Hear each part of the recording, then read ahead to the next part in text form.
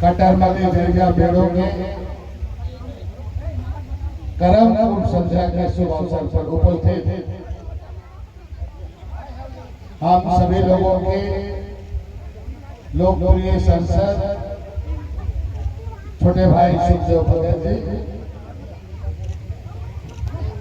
10 पढ़ा के सम्मानित हम सभी लोगों के पढ़ा राजा 10 पढ़ा के अध्यक्ष भाई सुबोध जी, इस करम पूर्व संध्या में उपस्थित पहाड़ बनपुरा कोटवार से लेकर जितने भी हमारे पढ़ा व्यवस्था से संबंधित सभी सम्मानित हमारे समाज के सामाजिक व्यवस्था में लगे रहने वाले हमारे तमाम सम्मानित अतिथिगण, भाई नारायण भगत यहाँ पर उपस्थित करम पूर्व संध्या के अवसर पर मंच में बैठे हुए सभी हमारे सम्मानित अतिथिगण और यहाँ पर उपस्थित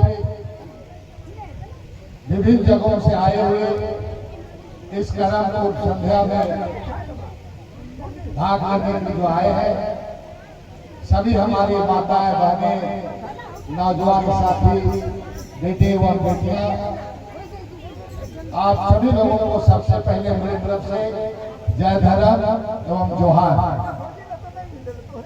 कुछ ही देर के बाद माननीय विधायक भी यहाँ पर आएंगे। आप सभी को मालूम है कि सारे लोग सभी लोग पूरे दक्षिण छोटानागपुर में अगर कहा जाए तो इस इलाके में पूरा करम का तैयारी जोर शोर से लोगों के द्वारा, विशेषकर हमारे आदिवासी समाज के द्वारा किया जाता है। 14 तारीख शाम को करम राजा का आगमन होगा और बाकी हम विधि विधान के द्वारा अखड़ा में उसको अपने पूरे पवित्र के साथ हम विधि विधान के साथ उसको पूजा अर्चना करेंगे और बाकी जो हमारी पारंपरिक रूप से जो कथा है, कहानी है, ये सबको हम सुनेंगे। दूसरे दिन करम के दूसरे दिन जो हम खेत में ढेलवा वगैरह करने का काम करेंगे ये होगा। साथ में घर में अच्छा पकवान भी होगा और 1-2 दिन के बाद में तीन यात्रा सब होगा। ये तमाम चीजें हैं। मैं उन तमाम चीजों में विस्तार से नहीं जाऊंगा क्योंकि हमको और एक जगह डॉक्टर कर्मा राव का काठाराम में, स्वर्गीय कर्मा राव का काठाराम में जाना है, इसलिए मैं आपको संक्षेप में आज बात कह के जाऊंगा। सबसे पहले हम लोग ये करम पूर्व संध्या तो हम जरूर यहाँ पर अपना रीत करते हैं, लेकिन इसके साथ साथ हमारी जो सामाजिक व्यवस्था है, चाहे पढ़ा व्यवस्था हो, और इसके माध्यम से हम यहाँ पर कुछ ज्ञान हासिल करने के लिए हम जमा होते हैं। आज जितने लोग हैं हम कुछ देर में अपना नाच गान अपना जरूर हम करेंगे, लेकिन ऐसे समय में बहुत सारे जानकार लोग जो उपस्थित होते हैं उनके द्वारा हमें कुछ अकिल ज्ञान, हमारा जो व्यवस्था, हमारी जो पारंपरिक व्यवस्था है, हमारा रीति रिवाज है, हमारा जो रिवाजी व्यवस्था है, हमारा नेक व्यवस्था, ये पूरे चीजों पर हम चर्चा करते हैं। इसको समझना है, बुझना है।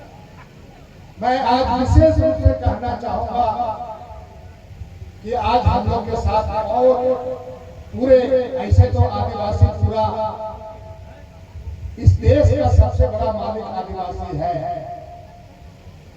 लेकिन उसको भी इस तरह से खंडित करने का प्रयास किया जा रहा है और हमारा अस्तित्व को ही मिटाने का प्रयास हो रहा है। अगर हम सचेत में रहेंगे तो हमारा ग्राम सभा हमारा को कमजोर कर दिया जाएगा, और ग्राम सभा हमारा कमजोर हो जाएगा तो ऑटोमेटिकली हमारा बाकी व्यवस्था भी हमारा ध्वस्त हो जाएगा। अभी हमारा ये जो आप यहाँ पर कर्मपूर्ण संध्या लगाए कर रहे हैं इस स्थान पर, ये जमीन अगर कहा जाए तो ये जमीन हमारा गांव वालों का, लेकिन यहाँ पर केंद्र सरकार के द्वारा इस जमीन को सरकार अपने खाता में करने जा रही है। ये सबसे बड़ा चिंता का सवाल है। हमारे लिए जरूर सीएनटी एक्ट है, छोटा नागपुर टेंडेंसी एक्ट, लेकिन अगर ये जो हमारा बहुत सारे चीजों को अगर हम नहीं समझ पाएंगे तो आने वाले दिन में हमारे जो पीढ़ी जो हमारा बाप दादा जो दे के गया है ये हमारा हाथ से निकल जाएगा और आदिवासियों पर भी खतरा हो जाएगा। एक बहुत बड़ा षड्यंत्र केंद्र सरकार के द्वारा हमारा जो गहरी जमीन है, चाहे हमारा सरसा का जमीन है, हमारा मसरा का जमीन है, और इस तरह का हमारा जो जतरा पैड़ा का जमीन है, और उसके अलावे जो दूसरों का भी जो जमीन है जो आपका रैयत खाता से अलग होता है, उसके लिए एक ऐसा कार्ड बनाया जा रहा है तुम्हारा, और उस कार्ड में आपका जमीन का पूरा उसमें अंकित रहेगा जैसे मास्टर कार्ड की तरह। और ये वो जितना जमीन आपका रैयत का आपका जमीन रखने के ये बाकी जो जमीन होगा ये जमीन पर हमारा अधिकार समाप्त हो जाएगा। आज भी हम गांव में जल जंगल की बात करते हैं, लेकिन अभी पूछेंगे जंगल के कर लगो तो फॉरेस्ट विभाग कहते हैं ना, ये फॉरेस्ट विभाग का नहीं है, ये जमीन और जंगल इस गांव का है, इस गांव का इस बात का समझो। हमारा बाप दादा लोगों का फॉरेस्ट विभाग बाद में आया है, हमारा बाप दादा को पहले से आया है, जंगल को बसाया और बचाया, और ये कह रहे जंगल को बचाया, ये सरकार का नहीं कि होगा सबसे पहले गांव का होगा, तो गांव का होने के लिए ग्राम सभा को आपको मजबूत करने के लिए, और जिस दिन ग्राम सभा ढीलन ढालन हुआ हमारा पूरा दस्तूर को खत्म कर देगा बताता।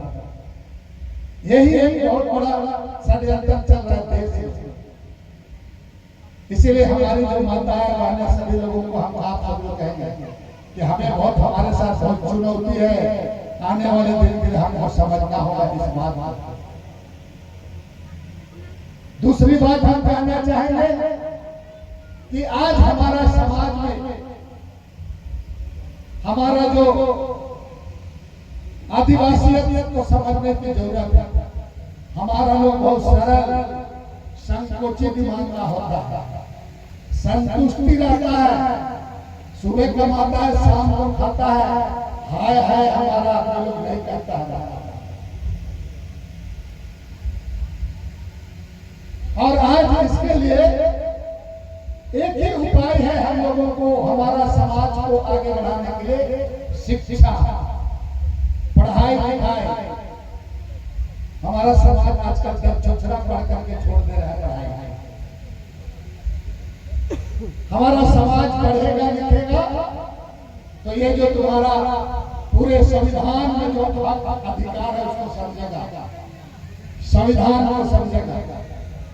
आज नहीं तो कानून रहते हुए भी हमारा जमीन लूटा जा रहा है।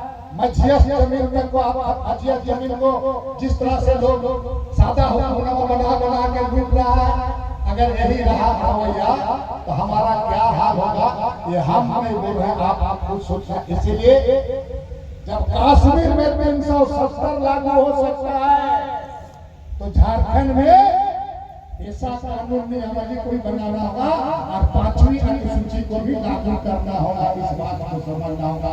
5वीं अनुसूची लागू होगा तो हम लोग बचेंगे, हमारा जमीन भी बचेगा, हमारा व्यवस्था भी बचेगा, हमारा पढ़ा से लेकर के जतरा भी बचेगा, सब कुछ। 5वीं अनुसूची में कोई खैराती का मामला नहीं है।